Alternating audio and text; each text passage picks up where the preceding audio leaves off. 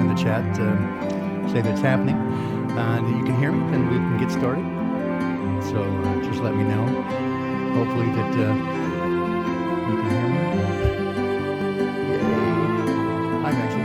Hi, Sue. Joe. Friends. So again, somebody just let me know that this is, you can hear me and we're actually live here. Hopefully. That's kind of new here. All right. So I know that we have a little bit of a delay, so if people would just let me know that you can hear me and that this is actually live, then we'll get started. Thanks for everybody for showing up. Yep, just music in the background, and so I guess there's a little bit of a delay, but that was just a little little original music there we're going to start with. So again, thanks everybody for showing up, and I am the great Baldini. This is Unintended Consequences. The premise here, I just kind of wanted to go through this this whole thing and help you understand what we're trying to do here. Beginning January 1st on a Secrets of Saturn stream with Jason Lindgren, Wayne McCroy, I announced something that I'd like to do. I had some conversations with Wayne offline, and looking at, I'd been doing some research into the means and methodology of the sort of mass hypnosis spell that everybody seems to be under. And I had noticed some particular things going on with that, and that when people had their beliefs challenged, they would respond in a way that was unnatural, and they would become very angry and very hostile. And this indicated to me that this is not a normal response. This is an abnormal response, and that there had been some sort of trigger placed there. And so this gave me some clues about what was going on. Now, I have a wide set of backgrounds. So in addition to being involved in the entertainment industry and music industry, as a producer and recorder, and I also have a background in physics, but also I did some time as a counselor and substance abuse, anger management counseling, that sort of thing. So also I kind of an autodidact polymath, I guess, if you will. I've always been interested in a wide variety of things. So psychology and the condition of the human heart is certainly among them. And so one of the things that I noticed is that these responses from people were certainly what I would consider abnormal or unusual. And it indicated that there was some sort of there's some sort of trigger put in there to prevent people from waking up from the spell that they've been placed under. And so I began kind of going back and looking at a variety of different sources as far back as I could to understand the means and methodology of the spell that had been placed on us. And there was a variety of things that I certainly found if you go back, and this was the premise of what this last Wednesday, Secrets of Saturn, that I was on with, again, Jason, Wayne, and Crow, was the title there was mesmerism and hypnosis and mass hypnosis. And I had some research that I'd done, and we never really got into it. We kind of got sidetracked, which is fine. It didn't bother me at all. We were talking about the current things happening, and this is part of why, again, I have decided. I had scheduled a podcast to begin March 1st, and then there was some technical issues, and some of the clips that I was using were they got blocked immediately when I was trying to upload, and so I decided that one of the things I could do, as others have done, is just to do a live stream instead, and hopefully kind of get around some of those things. So a little bit later this morning, I'll play at least a portion of that original podcast and give you an idea of what some of the background is. So the idea and the premise here this morning is to sort of give you some understanding of what I've found so far in this Awakening Project research, and give you a little bit of hints there, and then what we're going to, the idea is kind of moving forward with these podcasts and streams, because so what I did is I announced, and again, if you'd like to participate in this study group, I'll still take your information. I'm still kind of working on it. It's just me working on it. I'm using a variety of means and methods that are standard data mining practices. And again, I'm not getting any of your really personal data. I'm not looking for your bank account or anything like that. What we're looking for is why certain people are more prone to breaking the spell, to waking up from the matrix, and other people are not. And certainly one of the things that we see in this current situation with the CV-19, I'll try to kind of monitor what I say here so we don't get blocked. But one of the things we see in the current world going on is that this polarization and the sense that some people who are waking up are becoming more awake, and those who are asleep are even more asleep, and they tend to wear their woolliness, if you will, their wool-wearing jackets as a badge of honor, and they're proud of how much they follow the mainstream narrative, that they feel smarter and more in touch by absorbing everything that the mainstream media throws at them.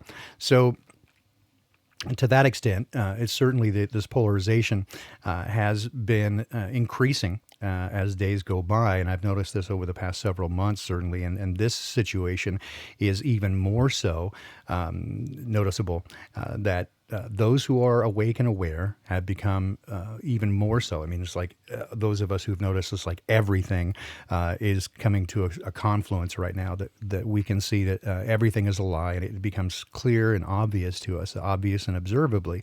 And yet those who are on the other side of this fence, they certainly are using this as an opportunity to, say conspiracy theory and tinfoil hat and all this sort of stuff. And it's like, how can you people really not see this? It becomes so plain and obvious. And so with the responses that we got from the initial call to action to join this research group, we had just a few, but now we're up almost to 200 participants, and so this becomes now happily statistically significant group sample. And if we get even more, then that improves the quality of data. But a few things were apparent right from the beginning. And this was, for me, kind of proof of concept. It certainly confirmed some of the things that I had in mind, which was that there are certain aspects of people that are corollary, and certainly you can point to these things as there are aspects of people that are consistent among them, that there are that people have certain ways of thinking and certain behavioral traits that make it more likely that they're going to wake up versus those who are not going to wake up. And one of the things that made it very apparent was that some of the, and again, personality tests like Myers-Briggs and Enneagram and that sort of thing, they're all inherently limited to some degree. They're not going to perfectly outline and describe every feature of a person's personality, but neither, for example, does things like astrology and that sort of stuff. It's a helpful tool. It can give you some insights, but it's not the end all be all, certainly. But there is certainly something to it, and we can certainly point to that. And one of the things that I found is that some of the more rare characteristics in the MBTI result categories. So if you combine the certain groups that I was using, combined, they represent less than 0.3% of the total population, and yet they represent more than 90% of the respondents that we've gotten so far in this study, and that's certainly, I think, more than statistically significant.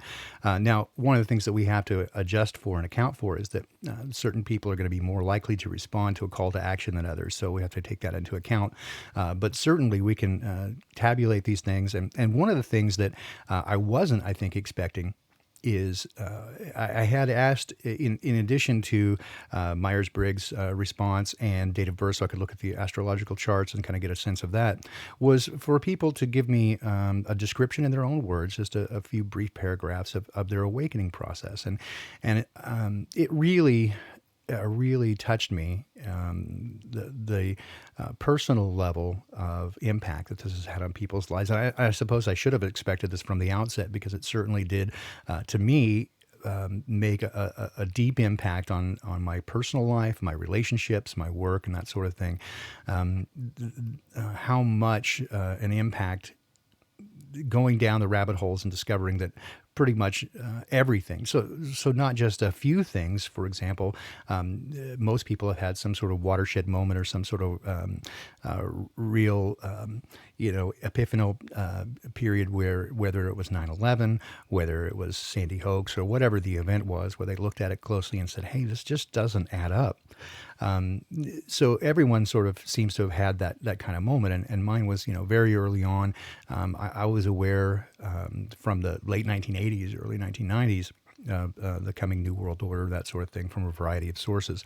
But it really was, frankly, for me, part of it was in late 2014, early 2015, and looking at the cosmology and that sort of thing, and realizing the depth of the lie that we've been told. And I really started getting into at that point, looking at Scaligian timeline and what we've been told in terms of history, realizing that almost the entire worldview, almost the entire world that's been presented before us is a fraud. It's an illusion. And this made, of course, an enormous impact upon me, as it turns out it has for many of you as well. And that, I think, is the real, I think, rallying point, and what I want to focus on in these series of podcasts is to help you understand that you're not alone in this. And I know that I've talked to many of you who are here in the chat previously on a personal level, and noted that you feel alone and surrounded by people who are, for lack of a better term, zombies. And again, we don't want to denigrate them or ostracize them in the same way that we don't want to be ostracized and denigrated ourselves. Although in some ways it's easy to do, I think, after some time, and you see so clearly why things are fake, and the hoax and illusions that surround us, and you can't understand why otherwise seemingly bright people cannot see through the illusion, and it makes you begin to question not only their sanity but their intellect. It's easy to do that, and but again, I encourage you not to have patience with people and understand that they are at least at a place where we all once were. None of us, I think, woke up, from childhood. I mean, many of us did question things, but certainly we didn't have a greater sense of awareness of how deep the illusion goes. And so I have, again, in conversations with many of you, my heart really goes out to everybody in understanding that many of us feel very alone and isolated amongst our friends and family. We begin to lose friends and family. They don't want to have anything to do with us, and when we start trying to tell them, and again, our impetus and our intention is to help them wake up. We're not trying to convince them of something. We're trying to help them wake up and do it for their own benefit and safety, that we see danger coming. And much like, for those of you who read Scripture, much like Ezekiel 33, right, the watchman on the wall, if you see danger coming and you don't tell anyone, then their blood is on your hands. But if you tell them and they ignore you, then you're clean. And I think that is a great metaphor for what's happening now for those of us who are trying to wake other people up and having difficulty with that, and we're getting this major pushback. So one of the primary purposes of the study was not only to gather the data and to see what difference there is between those who awaken and those who don't, but if possible, find a way to have a deprogramming script, to use similar means and methods to what's been used against us, to helping people become aware of what's being foisted and pulled against them. And to that end, if you're okay with it, I'm going to play a portion of, and it'll take a few minutes here, probably 20 minutes or more, of the original podcast that I had created that did not get launched until, well, it hasn't yet, but I'm going to play a portion of the original podcast and kind of describing this whole process from the beginning. So with that, I'm going to go ahead and bring this up, and then I'll come back and we'll talk about it a bit more.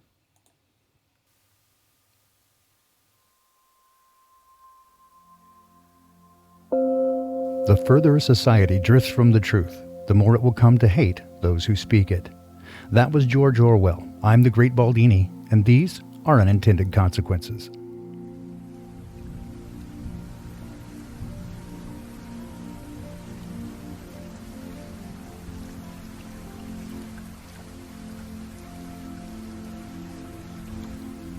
Welcome, and thanks for joining me for our first ever inaugural and premiere episode of Unintended Consequences with the Great Baldini. That's me. Genuinely grateful that you've come here for our very first episode. Before we begin, to prevent any of the usual shenanigans with copyright strikes and all that, all the content presented here is the sole intellectual property and creation of its author, or we claim fair use for the purpose of education and commentary. On January 1st, 2020, on Secrets of Saturn with Jason Lindgren of Crow 777 Radio and Wayne McCrory Jr., I proposed a project of limited scope and purpose to use recognized, proven methods to better understand not only the nature of the large-scale propaganda and social programming efforts being levied against the entire population of Western society, but, if possible, identify corollary identifying characteristics of those who have taken the red pill, so to speak, shed the officially endorsed mainstream narrative, and set out upon a journey of discovery, many on their own, often isolated and ostracized from friends, family, co-workers, and loved ones, a journey to find the truth about our world, which has been hidden from us, obfuscated, occluded, concealed, and destroyed to keep it from us. Many channels work to uncover those truths, and there are many that are doing an amazing job at uncovering and unraveling the many, many deceptions around us. From 9/11 and the Sandy hoax to the lie of history and our origins, to the true nature of mankind, and even the form and cosmology of the world in which we live. Well, why are they doing this, we often wonder, and who are they? Is it the Illuminati, the Jesuits, the Catholic Church, the Jews, Muslims, the Rosicrucians, the Mormons, Jehovah's Witnesses, Seventh-day Adventists, Branch Davidians? Who, damn it? And how? And when? And again, most importantly, why? And while I, like you, spend hours contemplating these questions and many others like them, and by virtue of it now being such an integral part of my life, to dissect and debunk these lies and misdirections from the powers that be, the PIC or people in charge, it's not primarily the main focus or intention of this channel to do that. There are other channels that do that quite well, even better than I could. And while certainly I don't agree with everything I hear out there or listen to, I don't necessarily believe everything I consider possible either. It's difficult to know these things with any certainty, and although it's great to speculate and hypothesize about them, my voice would ultimately be just one of many pontificating about who and why and how and who they are, and doing it whatever that it is they do on any given day, and to what end. No, I intend to focus rather on better understanding both the how and why some people become part of this great awakening to the truth, and whether this knowledge might help us to reach others in their genuine search for it, if that's truly what they seek. And it's plain to see that not everybody is really forthcoming or transparent in their motives, even within this community. Sadly, this has in turn led to suspicion and division between those who, by every account, ought to be fully supportive of one another against their common enemies, and instead they decry the means, methods, motives, and meanderings of others who are looking for the same answers. So in the end, they're falling prey to the nefarious designs of the controllers, whether they be aware of the deceptions in detail to the very minutiae. If they continue to attack and name others within the community as shills and agents, they're just playing right into the game. One of the most powerful weapons in our search for truth, and the most necessary tools, is really good discernment. And if one cannot discern well enough for yourself what's meat and what's the bones to be thrown away and discarded, then how can they hope to get past the gatekeepers anyway? Why spend your efforts trying to steer people from a trap which they could never have hoped to escape anyway? Information is a tool, and how one uses it and with what intention is, like most things, the measure of its value and its usefulness. Simply knowing a thing without the context or the ability to properly group it into a meaningful, cohesive whole bears with it more dangers, really, than treasures. After initially announcing this project on Secrets of Saturn, we had more respondents than I had actually expected. And when I mentioned it again on a Sunday live program with Crow, and then again on a Jeranism Monday Night Raw, it's resulted in an enormous interest in what I'm now calling the Awakening Project, and naturally its outcome as well. While the nature of the project and the fact that I'm working on it solo, just by myself, while keeping bread on the table and doing my weekly research and taking care of other obligations, it makes it a marathon for me rather than a sprint. I can report that the initial findings are consistent with the initial hypothesis, that there are indeed numerous correlating factors and similarities between people who have the intellectual honesty, the strength of will, and the temerity to ignore the jeers and pokes of others to pursue for themselves the answers that resonate with them, rather than the appeal to consensus, the follow the crowd, trust the authorities stories we get told over and over. But it makes no sense in a real practical world, like passports that survive Wile E. Coyote-style collisions into flaming towers by coke-snorting religious fundamentalists who, well, you know the story. It's ridiculous. All of them are. Guys shooting out windows at concert goers for no apparent reason. Schools shut up by half-wits who didn't really exist until the week before. Nobody really knew them. Orange-haired, drugged-out freaks who shout Batman in a crowded theater, or any number of unbelievable characters doing inconceivable things for inexplicable reasons without much evidence that doesn't make any sense. All of these lies, and what's worse, all the people who seem to believe every word of these lies, no matter how preposterous they are. As it turns out, we once did that ourselves. So what makes the difference between thinking there's a Tesla floating in outer space for 1 billion years or realizing that that's just complete poppycock? Or between believing a disgruntled news reporter shot a coworker dead live and on the air for no apparent reason, other than, he wanted fame and fortune. Does that make any sense? And then her purported father and definitely gay fiance describe her with smiles and laughter instead of tears as they announce a scholarship just miraculously appearing out of nowhere within minutes of her demise, and strong overtones of a political agenda that seeks to remove the protections of the Second Amendment. But this is all just normal, right? Just everyday news, except it is in the news every day. And I keep wanting to say, can you believe it? And here's where it really gets sticky. You and I don't believe it. But it seems that many of our friends do. They really believe it.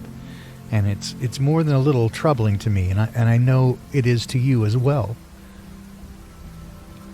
What I actually discovered, more than just ages and birthdays and Jungian archetypes in your responses, is your stories. How impactful this journey has been for each of you and for all of us, and how similar in some ways these stories are. The stories of change and stories of some initial confusion at first, and stories of resolve and resolution and change and of hope.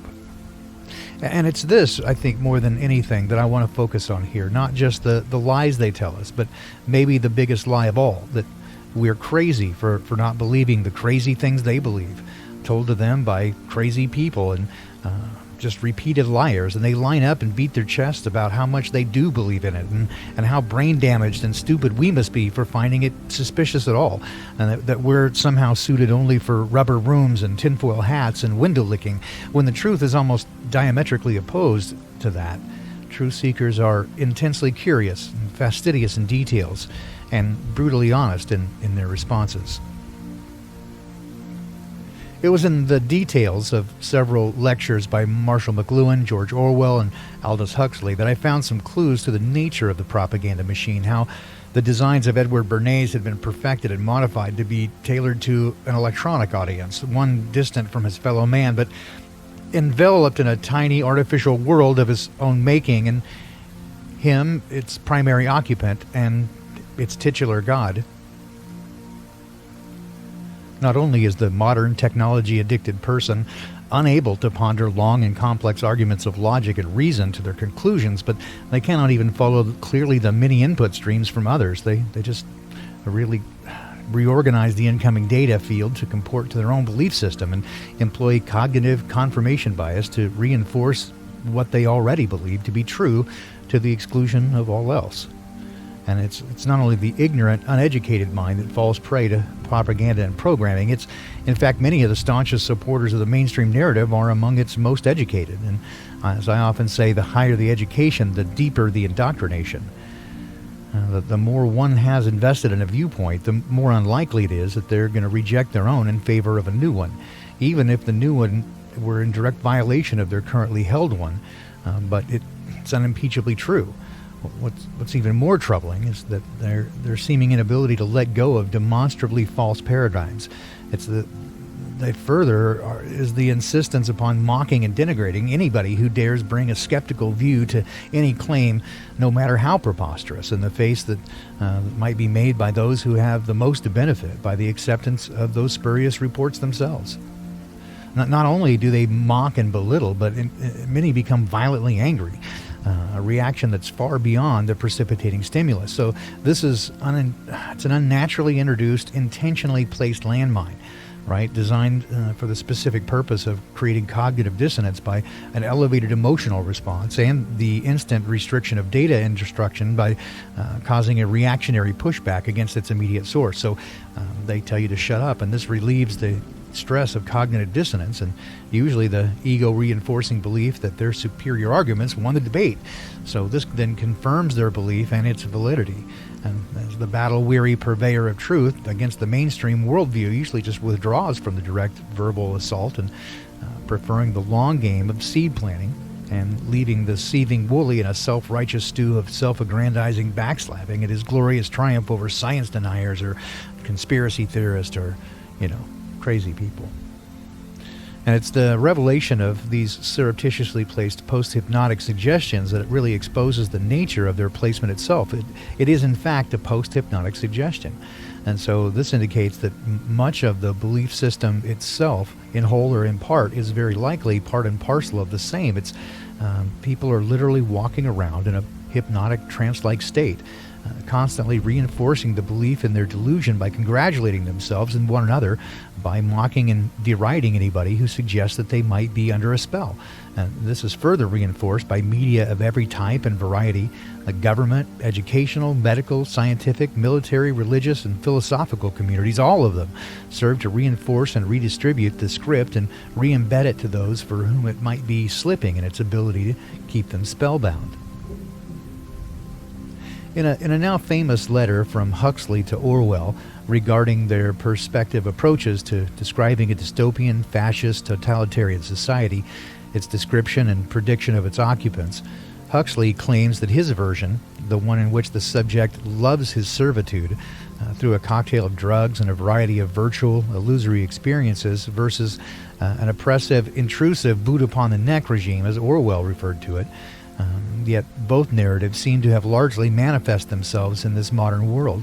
It's an assault from both sides, if you will. And despite his many claims in interviews and lectures that his aim was to, quote, warn us against the potential of misuse by those who intended harm, Huxley's hubris and narcissism let slip his enormous cockiness and a sense of duper's delight in its telling. He was fairly giddy at times about the prospect of the world he had foreseen coming to fruition.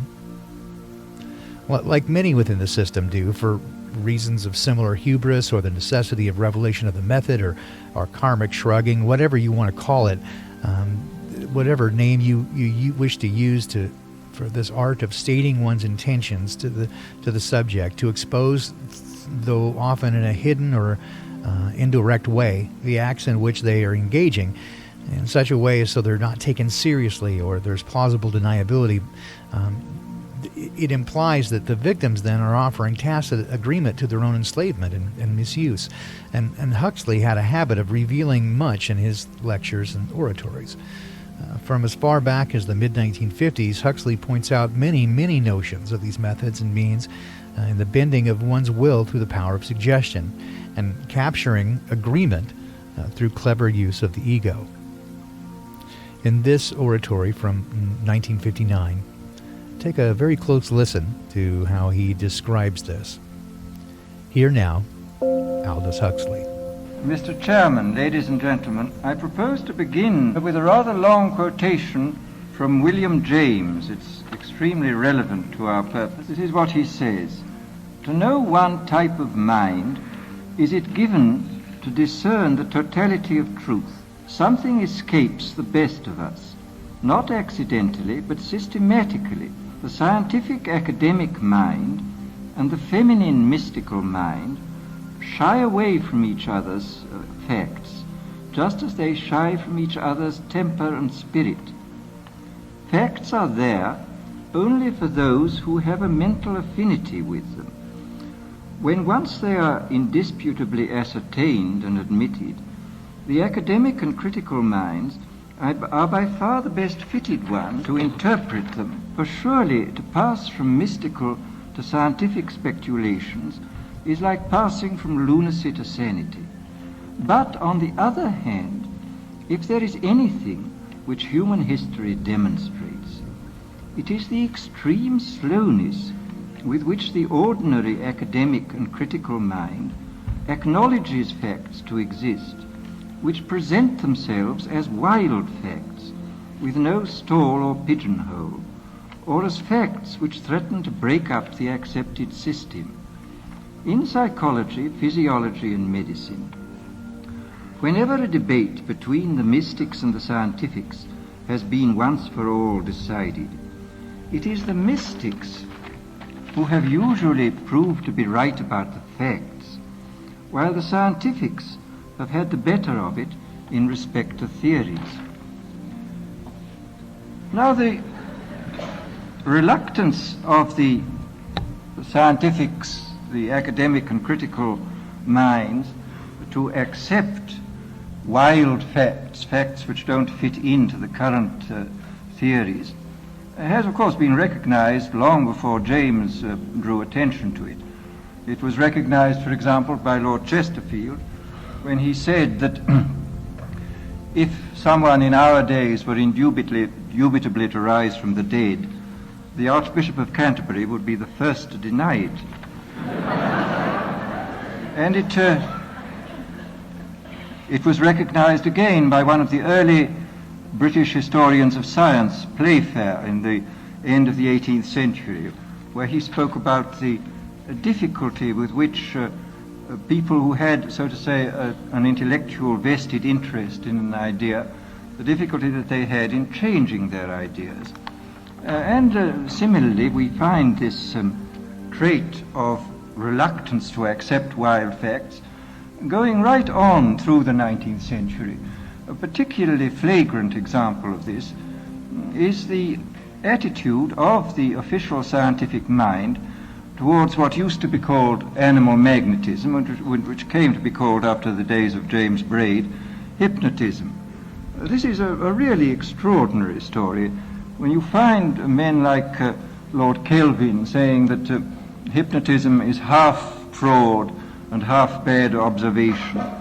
And when you find doctors, for example, eminent surgeons used to say in the early days when before anesthetics, when amputations were performed in the mesmeric trance, they used to say it was quite obvious that the man who was having his leg cut off was merely pretending not to feel pain, just in order to spite the doctors. And other surgeons admitted that he probably wasn't feeling pain, but they said he ought to feel pain because pain was very good for people. And the most extraordinary and monstrous example of this behavior towards people who made experiments in this field is the case of James Esdale, the young Scottish surgeon who went to India and performed several hundred major operations, many of which had never been performed before, under mesmeric trance. And the most startling fact was that not only did he perform these operations without pain to his patients, he also performed them with a then incredibly low mortality rate. The standard mortality rate after surgery in his day, before anesthetics and before antiseptics or asepsis, was about 29%. And Esdale did his 300 or 400 operations with a 5% mortality. But all he got for his pains was to be violently attacked by his colleagues and hounded out of the medical profession. This shows, indicates very clearly how right James was to emphasize this fact that people with a vested interest in a certain kind of philosophy find it almost impossible to accept facts which go against that particular philosophy. Or, to put it another way, the higher the education, the deeper the indoctrination. Once invested into the narrative, they cannot relinquish their views, nor concede a single point to the truth. It must be buried, and its adherents stopped by whatever means necessary to ensure the survival of their control structure. But this is far from the only tacit admission of complicity in these endeavors. No, in this same oratory, Huxley reveals the enormous potential of the power of suggestion upon the populace. Here again, Aldous Huxley. Methods, I think, are a real refinement on the older methods of terror, because they combine methods of terror with methods of acceptance, that the person who he is subjected to a form of terroristic stress, but for the purpose of inducing a kind of voluntary, quotes, acceptance of the state and the psychological state into which he has been driven, and the state of affairs within which he finds himself. And here you see the direct value of fear porn to make you controllable. Why do you think they bring us the coronavirus and terrorists and asteroid impacts and anything to make you afraid to go outside? You become controllable. So that, as I say, there has been, I think, a definite improvement, shall we say, even in the techniques of terrorism. Well, then we come to the consideration of other techniques, of non-terroristic techniques for inducing consent and for inducing people to love their servitude. Here, I think we can, I don't think I can possibly go into all of them because I don't know all of them, but I can mention a few of the more obvious methods which can now be used and which are based upon recent scientific findings. Note again, he's about to tell you the truth. These things are obvious, and you should know that they're being used on you. First of all, there are the methods connected with straight suggestion and hypnosis. I think we know much more about this subject than was known in the past. People, of course, have always known about suggestion, and although they didn't know the word hypnosis, they certainly practiced it in various ways. But we have, I think, a much greater knowledge of the subject than in the past, and we can make use of our knowledge in ways which I think the past was probably never able to make use of it. And you see evidence of this every day all around you, both in the media and those people around you who are literally spellbound. They're in a hypnotic trance. For example, one of the things we now know for certain is that there is, of course, an enormous, this has been always known, a very great difference between individuals in regard to their suggestibility. But we now, I think, know pretty clearly the sort of statistical structure of a population in regard to its suggestibility. And it is to this very fact that the premise of the study is pinned, that there are identifiable and recognizable markers and indicators as to whom is more likely to be easily placed under the trance and who is more likely to reject the programming and find their way ultimately out of the maze. These statistics run quite favorably right down the lines of the Pareto distribution. That is, there's 20% on either extreme, compliant with the 80-20 rule, and the remaining 60% are at a bell curve on the interior of the continuum. And it's these that, with the proper study and research, we might have an opportunity to reach. It's very interesting when you look at the findings in different fields. In the field of hypnosis, in the field of administering placebos, for example, in the field of general suggestion in states of drowsiness or of light sleep, you will find the same sorts of orders of magnitude continually cropping up. You will find, for example, that the experienced hypnotists will tell one that the number of people, the percentage of people who can be hypnotized with the utmost facility, just like that, is about 20%. that about a corresponding number at the other end of the scale are very, very difficult or almost impossible to hypnotize, and that in between there lies a large mass of people who can, with more or less difficulty, be hypnotized, that they can gradually be, if you work hard enough at it, be got into the hypnotic state. And in the same way, the same sort of figures crop up again, for example, in relation to the administration of placebos. A big experiment was carried out 3 or 4 years ago in the General Hospital in Boston on post-operative cases where several hundred men and women suffering comparable kinds of pain after serious operations were given injections whenever they asked for them, whenever the pain got bad, and the injections 50% of the time were of morphia and 50% of the time were of distilled water. And about 20% of those who went through the experiment, about 20% of them got just as much relief from the distilled water as from the morphia. About 20% got no relief from the distilled water, and in between were those who got some relief or got relief occasionally. So here again we see the same sort of distribution. This next part I find fascinating is he talks about Learn While You Sleep records, what he called hypnopedia in Brave New World. I find this particularly fascinating because as I was a young child, my father had a set of these Learn While You Sleep records. No kidding. I even tried them out, and they did not, by the way, work on me. I was talking not long ago to a man who manufactures records which people can listen to during the light part of sleep. I mean, these are records for getting rich, for sexual satisfaction, for confidence in salesmanship, and so on. And he said it's very interesting that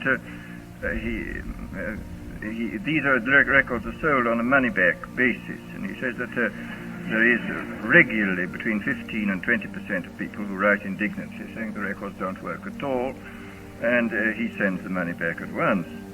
There are, on the other hand, there are some, over 20% who write enthusiastically, saying they're now much richer, their sexual life is much better, etc., etc. And these, of course, are the dream clients, and they buy more of these records. And then in between are those who complain they're not getting much results, and they have to have letters written to them saying, well, go persist, my dear, go on, and you will get there. And they generally do get results in the long run. Well, as I say, this on the basis of this, I think we see quite clearly that the human populations can be categorized according to their suggestibility fairly clearly. I suspect very strongly that this 20% is the same in all these cases. As do I. I think this same distribution pattern holds true with the kind of hypnosis that we see in modern social programming featuring the Tavistock Institute. And I suspect also that it would not be at all difficult to recognize in very early childhood who were those who were extremely suggestible, who were those who were extremely unsuggestible, and who were those who occupied the intermediate space. I would agree with you again, Aldous. I believe that there are those who have interest in knowing and means of finding out who is going to be, from a very early age, divergent. From the moment we step into the indoctrination centers, I mean education centers, I mean schools, who is going to be most likely to be under their spell. Not only would this information be incredibly valuable, but, well, you understand better now, I hope, the reason for standardized tests. It makes finding those divergent people a lot easier. It becomes quite clear that this is a matter of enormous political importance. For example, any demagogue who is able to get hold of a large number of these 20% of suggestible people and to organize them is really in a position to overthrow any government in any country.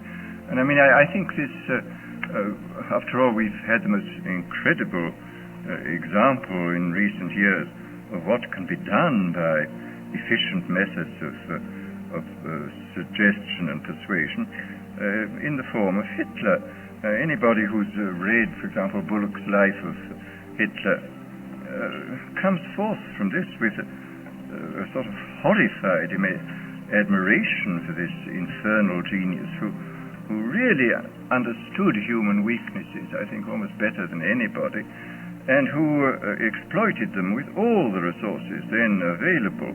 I mean, he knew everything. I mean, for example, he knew intuitively this Pavlovian truth that conditioning installed in a state of stress or fatigue it goes much deeper than conditioning installed at other times. This was why all his big speeches were organized at night. He speaks of this quite frankly, of course, in Mein Kampf. He said this was done solely because people are tired at night and therefore are much less capable of resisting persuasion than they would be during the day. And perhaps now you have a greater appreciation for why both news and television dramas come on at night, when you're much less able to process and critically think about that information. They throw it at you while you're in a state of literally hypnosis. Television puts you in an alpha state, and you immediately become hypnotized, ready to receive suggestion. Yes, the power of suggestion. But the fact remains that this differential suggestibility, susceptibility to hypnosis, I do think is something which has to be considered very carefully. There are 20% of the people who can really be suggested into believing almost anything, as evidently they can be. And apparently they can be, as is evidenced by the people we see around us, willing to believe that there's even a Tesla in space. Now listen as Huxley claims to be giving us a warning, but it sounds to me as though instead he's telling us about what already has happened and that we should be aware of. This is revelation of the method. Then we have to take extremely careful steps to prevent the rise of demagogues who will drive them on into extreme positions and then organize them into very, very dangerous armies, private armies, which may overthrow the government. Well, this, as I say, is in this field of pure persuasion.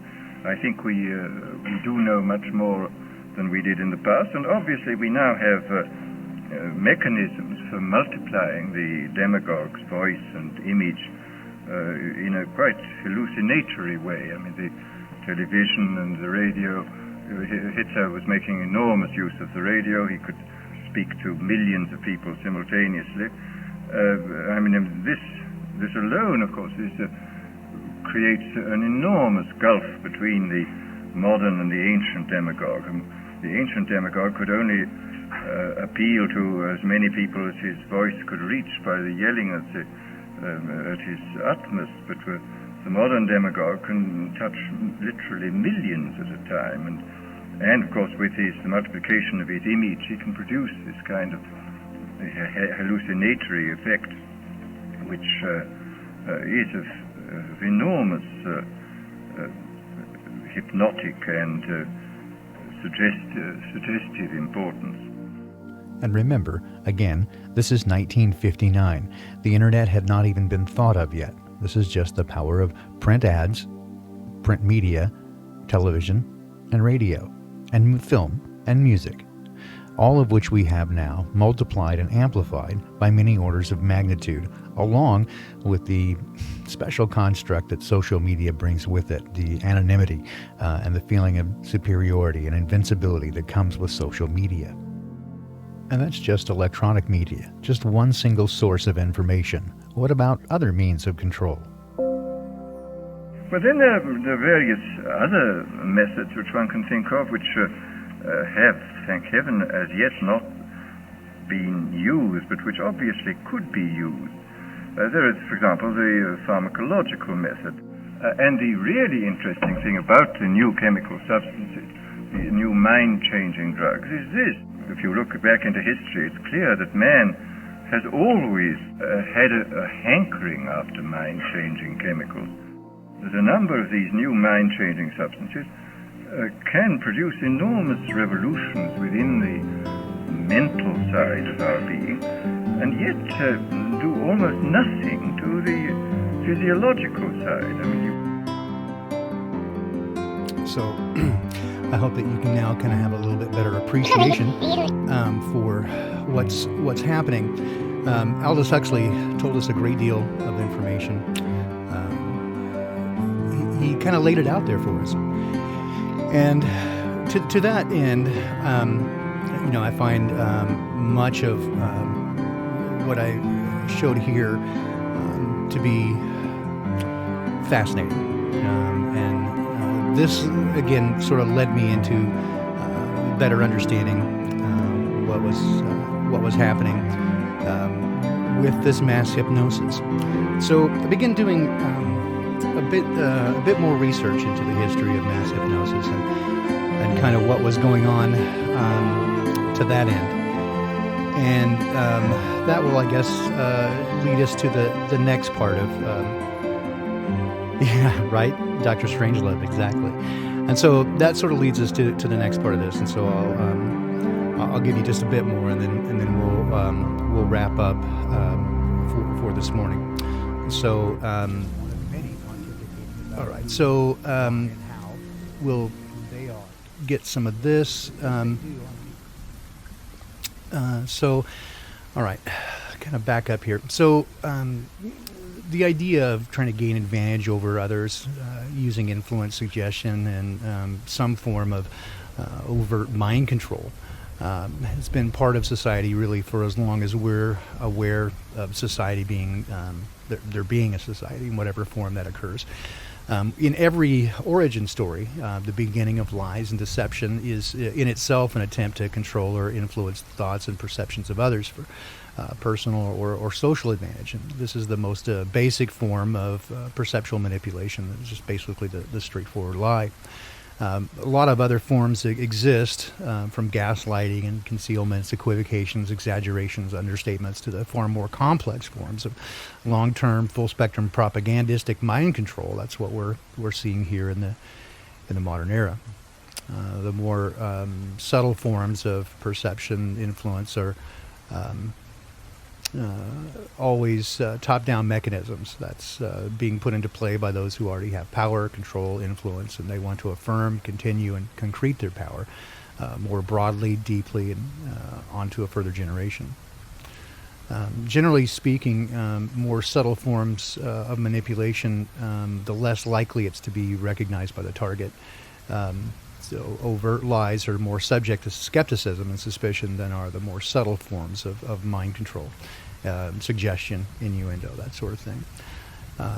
And as an ethical construct, you get these gray areas that appear, where in the suggestion of or convincing a person that something which may or may not be accurate, if deemed for their personal or greater societal benefit, it could be considered a positive result. For example, the placebo effect. A person falsely believes in the potency of a drug or ritual as having the potential to positively affect their health or well-being. They might actually substantially improve their health or circumstances despite the generally accepted inefficacy of the drug, or like sugar pills or whatever, the standard placebo.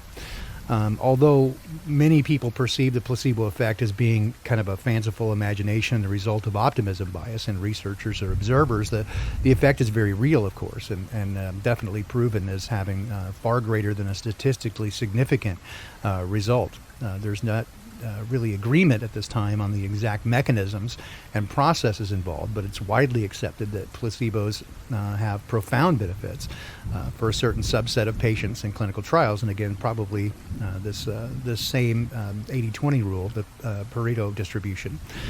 The generally accepted theory of placebo effect is related to the power of suggestion, especially upon certain individuals who are, again, more susceptible to suggestion and influence. And this is less readily agreed upon, but broadly suggested the outward and external manifestation of the will and beliefs of the individual as a material reality.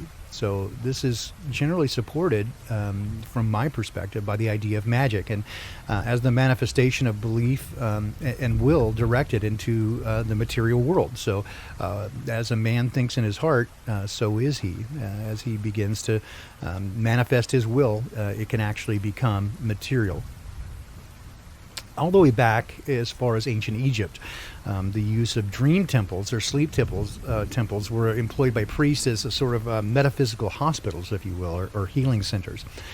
They were later found in the Middle East and ancient Greece, and typically dedicated to the Greek god Asclepius. And if you're familiar with Asclepius, he's the Greek god of medicine, from whom the staff of Asclepius, representing medicine, comes. And in fact, in 1928, a very young J.R.R. Tolkien was part of an archaeology dig in Gloucestershire, UK, that unearthed a Roman sleep temple there. Sleep temples used a variety of methods, including the ritual of suggestion, the power of suggestion and hypnosis. And this is often considered the earliest form of hypnotism to put people into a trance. And this was used generally to aid a variety of ailments, both physical and mental. And they claimed pretty high success rates with that from ancient writings. And this continued insofar as we can tell. It just got more and more advanced and more effective. In fact, in modern parlance, hypnotism and mesmerism are nearly interchangeable and often conflated. But here's what I found interesting in doing some study here, is that the original term mesmerism came from Dr. Joseph Mesmer, or rather Franz Mesmer, he lived from 1734 to 1815, and he used the premise of the body's natural magnetic properties and electromagnetic fields, which I think it does have some properties of there's a there, if you will, and he referred to this as animal magnetism. What we today think of animal magnetism as sort of a it has a completely different meaning, sort of this quality of human sexual attraction. But his original meaning for animal magnetism was that within the human body, he felt that there were these magnetic fields, very much consistent with the Chinese version of qi and that sort of thing. And again, I think that there is a there. What Western medicine, especially allopathic medicine, largely kind of poo-poos these ideas as pseudoscience. But certain aspects have such statistically significant positive outcomes, like acupuncture, for example, that they're covered by insurance companies as part of healthcare or recovery. So even though there's positive efficacy proven with acupuncture and hypnotherapy, for example, and so it's included in insurance coverage, right? So they even have legitimate medical billing codes, which are required to get insurance reimbursement. Most in the medical community will insist that these positive results are entirely a result of the placebo effect. Although, again, clearly we have evidence to disprove that. And so, again, Mesmer called this these magnetic fields animal magnetism.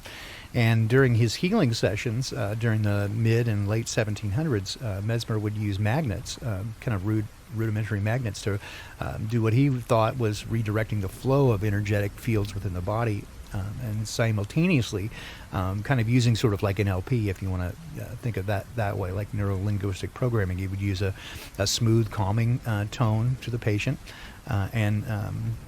Yeah, exactly, J. Armstrong. Dental work and hypnosis is still a thing. That's right.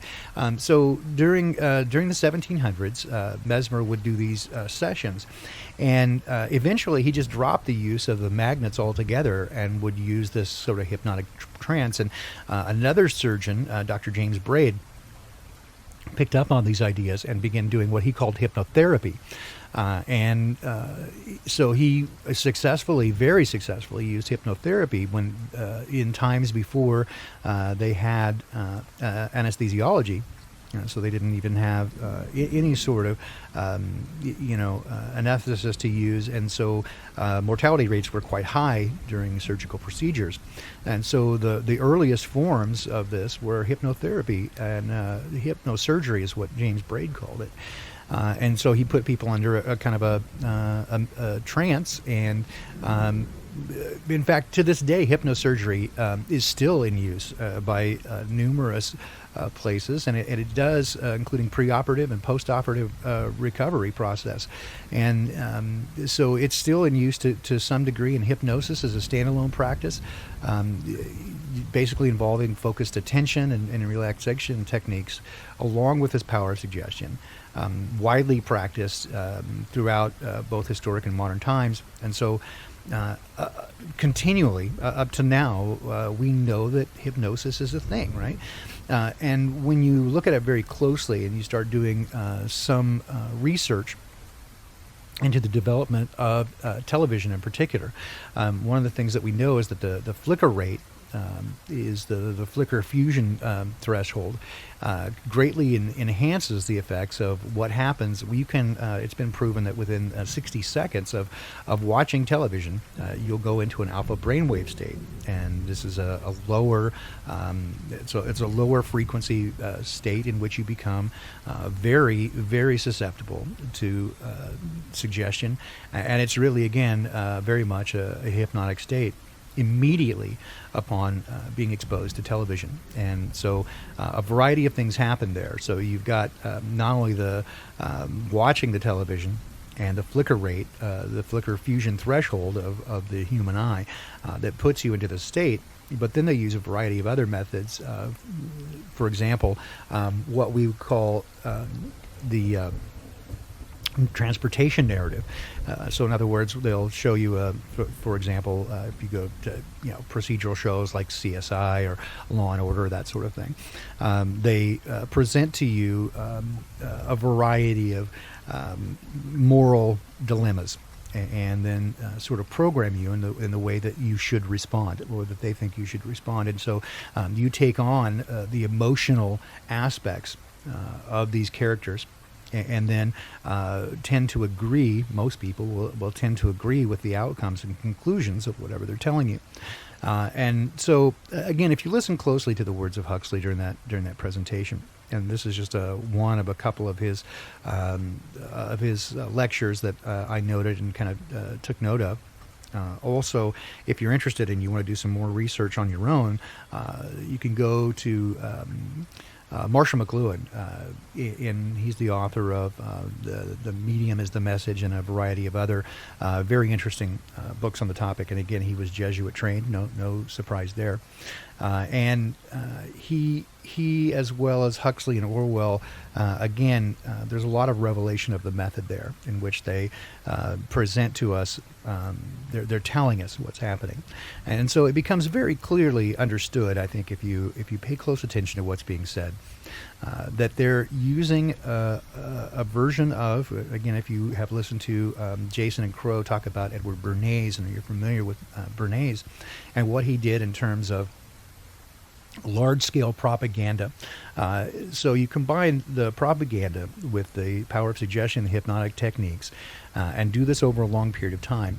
And this is all part and parcel of basically what we would call trauma-based mind control, post-traumatic stress disorder introduced to people, combined with a constant level of change, what we would call future shock, in which the human mind cannot adjust to change fast enough, and so it puts you into a state of disorder, chaos, and trauma. And so they use these all these aspects to put you into a state of fear, and this is exactly what we see right now with this current pandemic, if we want to call it that. We certainly have a mass amount of evidence that there's not only prior knowledge with the sell-off of stocks by numerous CEOs and executives, but also more than 30 members of Congress sold off a variety of stocks prior to the announcement of this pandemic. So it indicates definitely prior knowledge.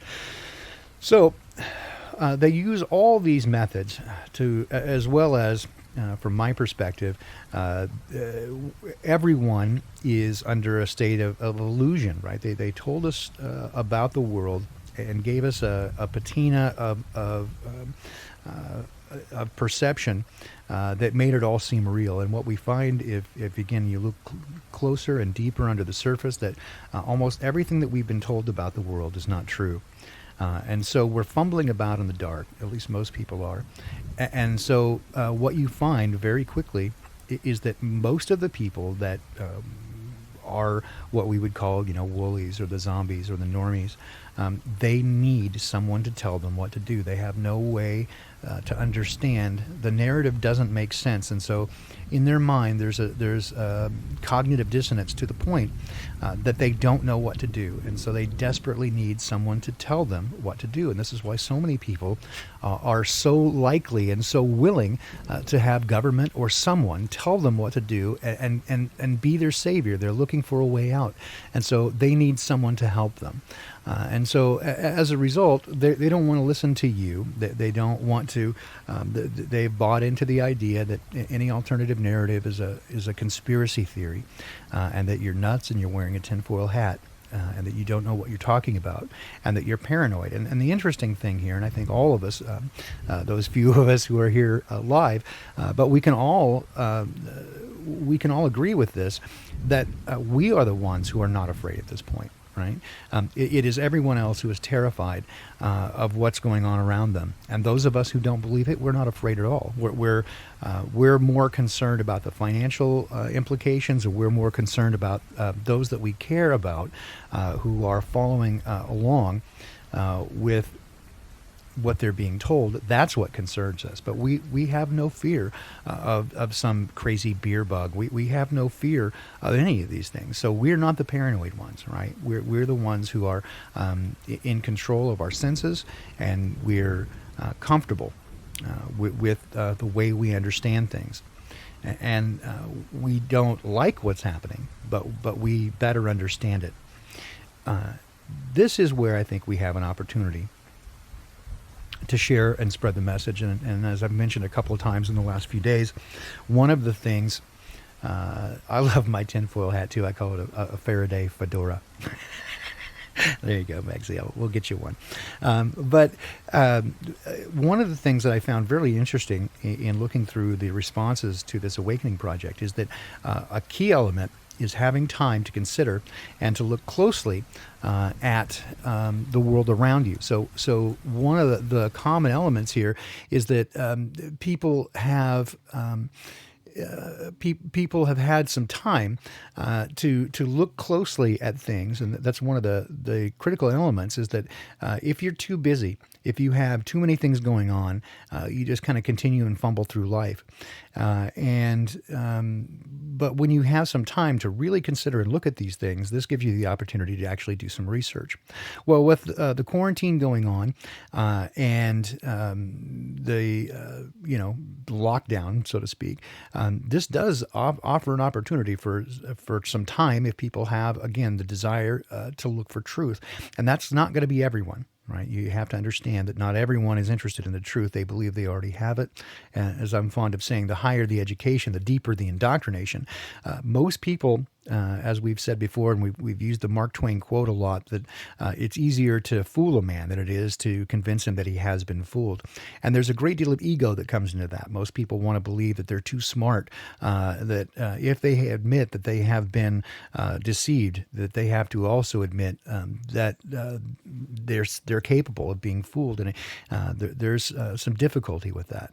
And yet, I have to say that that most of the people that I know that are our Faraday fedora wearers or tinfoil hat club, as my wife likes to call it, we are most of us, pretty intellectually astute. We're not the fluoride drinkers. We think very deeply about things, and we have a very fastidious look at the details, and we want to know the facts. So again, apart from the stereotype and trope used of the conspiracy theorist who's out of his mind and paranoid, that's simply not true, as we all know. And so this again presents an opportunity, I think, for us to compile and put together some unimpeachable and proven, publicly acknowledged things. I've mentioned them before. For example, in the past, using things like Project Northwoods, the proposed,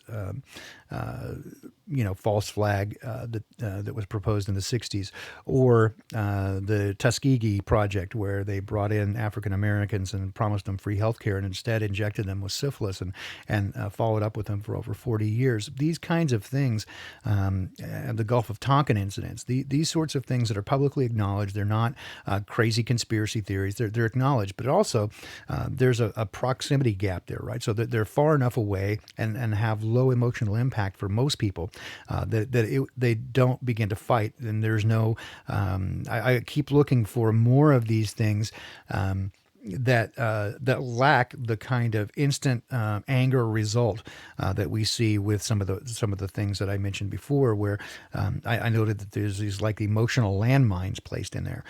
So if we can find more of those items that don't have this emotional landmine sort of gate put up, then we have a better chance of introducing people to the idea that they have been lied to, they have been deceived, and the people that they're trusting right now with their very lives are not worthy of that trust.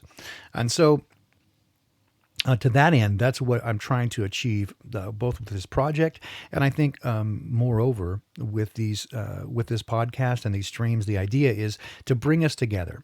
I find that many of us have related the idea that although we have an online community and that we come together and we agree about many things, some things we don't agree with, and that's fine.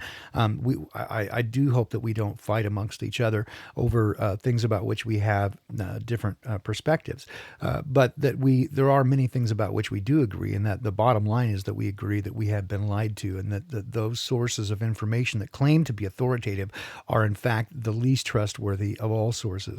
And therefore, we should come together and encourage one another. And it is my hope that by hearing some of the stories of those just like you who have come out of the fog, who have gone down the rabbit hole and come out the other side with a greater sense of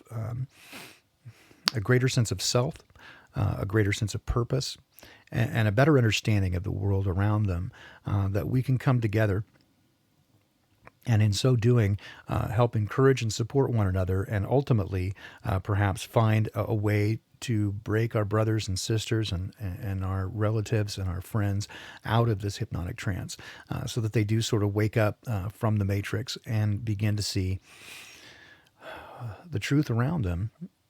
One of the ways that I've kind of likened it is if you had spent your entire life on the Magic Mountain ride at Disneyland, right? And so you're on this roller coaster that is in the dark, and it looks as though you're going through space. And it is as if everyone on that roller coaster with you believes that they're actually flying through space in a rocket ship. And then suddenly you kind of look to the side, and a light goes on to the side, and you see the mechanics of it, and you see some workmen down there, and you realize in that moment that the whole thing is not real. It's an illusion. And you try to wake people up around you. You say, hey, this is just a ride. It's not real. It's an illusion. And people, they want to fight you. And they're like, of course not. We've always been on this. Everyone knows that we're flying through space. And can't you see the galaxies around us? Can't you see the stars? And then they try to get you to say, okay, well, if it really is an illusion, if it really is a roller coaster ride, well, explain how it works. You're like, crap, I don't know. I don't know all the mechanisms. I know I saw some machinery. I saw some workmen down to the side. And so they challenge you to, that's one of the things that happens is the first questions people ask when you tell them that they've been lied to is they want to know the exact details of the narrative, right? Well, tell me exactly what the truth is then. Well, crap, I don't know all the details. I don't have to know the details. When I come upon a room where I find a dead body and a knife in them and blood everywhere, I don't have to know exactly what happened. Yeah, Space Mountain, that's it. Magic Mountain, Space Mountain, whatever. So yeah, I don't have to know exactly what happened or the motives even, or even who did it to know that a murder occurred here. I don't have to know all the details to understand that this person did not just lay down and die. right? And it's unlikely that they stab themselves. So they begin to ask, they want all the details, and they also ask why. Right, that's one of the worst questions, in my opinion, is why. I think we can speculate a little bit, and we can come to, we can hypothesize to some degree, but ultimately we have to look at the details. We need to go with what we can prove, and that is where I hope that we can kind of go with this. So the sort of twofold. The sort of twofold purpose here is to bring us together, right, in this world of that's on fire around us, right, and that we can bring some sense of reason to each other and provide hope and support for one another, but also some means and methods to wake people up around us, such that we can ultimately, if possible, wake people up and give them some hope and some ideas that they need to look for themselves, right? And so we keep saying you can lead a horse to water, but you can't make them drink. You can lead a person to the truth, but you can't make them think. And so that's what I hope to accomplish here, is to share with you some of the stories of people just like you, and let you know that you're not alone, and that together, hopefully, we can come up with more ideas of how to wake people up around us and give them hope. And so for that, I'm counting on each of you to help me, and I will help you, I promise. And so thanks to everyone for joining me this morning. It is my intent to try to do this every week. So for the time being, we'll just plan on Saturday mornings at 9 o'clock Pacific time, noon Eastern time. If you'll come and join me here, we'll spend some time together. If you've got questions, I'll be happy to answer those for you as best I can. I can, again, only give you my ideas about things, but I'm glad that you guys came and joined me today, and I really appreciate spending time with you. Each of you has made really an impact on my life in reading your stories and getting to know each of you. It's been a pleasure for me. So again, thank you. I'm the great Baldini, and I hope to see each of you here next week. And